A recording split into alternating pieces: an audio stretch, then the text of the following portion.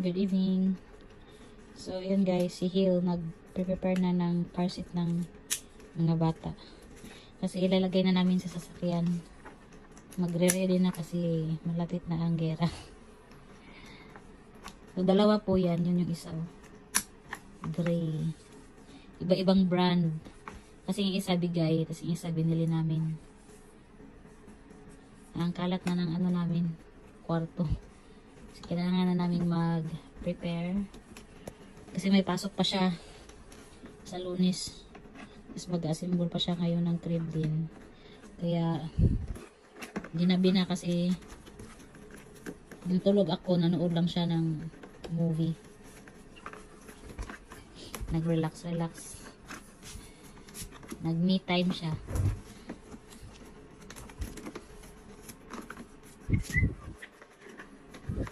Naglaba din kaya pala ng ano din na damit. Naglaba din siya ng isang basket na damit na naman. Sayang kung pwede nang sanang padala sa Pinas yung mga damit dito. Ang dami. Pwede naman kaso wala namang bagong panganak doon. Yung mga ano ba, pang-infant. Kasi marami kami mga pang-infant. Yun. Exercise ha. Uwi na kami. Exercise. Hello! Hello, baby! Bugat mo na, huwag na ana. Nanay ko. Bugat na ganun sa bukas. Gray. May kayo pa sila gray. Ba't iba-iba yung ano nila? Brand.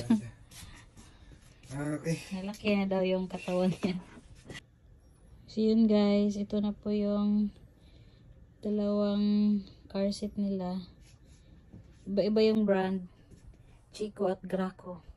Pero parehas lang sila ng kulay gray. So nasimbol na ni Hill. Bukas ilalagay yan na sa ano, sasakyan. Para hindi na mag-sige-sige.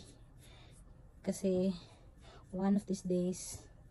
Yun, kulang pa yun ng ano. Yung parang pang-infant na ganito. So yung parang ano, yung ganito. Naiwan kasi kukunin pa namin. Bye!